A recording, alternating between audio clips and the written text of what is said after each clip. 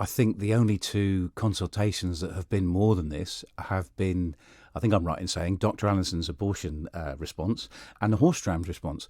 So 1,029 is a very good response, and it shows how high up the agenda people put this subject.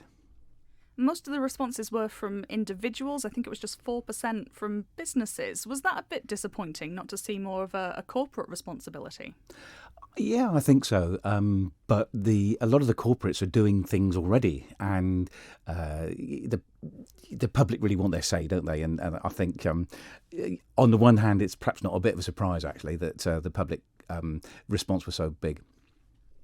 Well, there's quite strong support for greener transport, for electric cars and for some public transport as well. Yep. Do you think there is a responsibility there on government to be looking in that area as well as individuals with cars? Yeah, I think the government is responding. I mean, one of the things I should make clear, Sian, is that it's been an unprecedented response that I have seen. I've only been in government 3 years, but the activity that has been galvanised amongst the civil servants and the officers to get things cracking on this is unprecedented.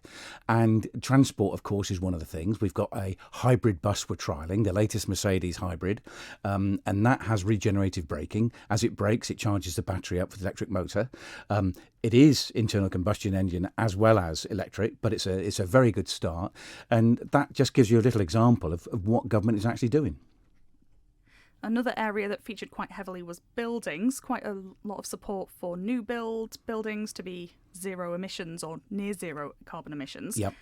Am I right in saying buildings are one of the biggest contributors in that area? So that is quite a high priority area to see that reduction. Well, it always has been a high priority. And if you look at DEFA, the new regulations that we're putting in is all about energy conservation in buildings.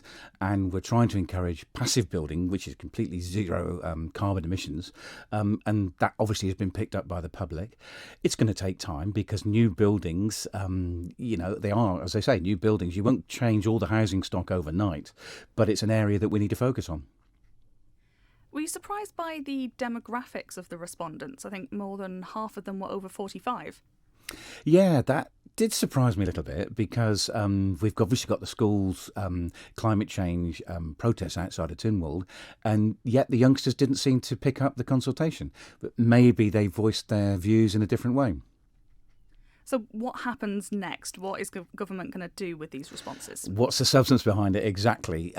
All this information is going to be fed into the Professor Curran's climate change emergency transformation team, and it will all be evaluated and considered, and he will come up with his recommendations that will go to Tynwald in, I think it's January, and that will be debated on by the members, and then the Chief Minister will come up with a climate change bill that is scheduled to come in by the end of the next parliamentary session. I think just finally as well, this consultation closed in May. These responses were published in August. Why did it take 3 months? Well, any consultation has 12 weeks to look at all the information that's come forward. And there was a vast amount of information. And it's not just ticking the boxes of the consultation. There was a raft of emails with other recommendations that had to be carefully considered. Then it went to the DEFA department meeting.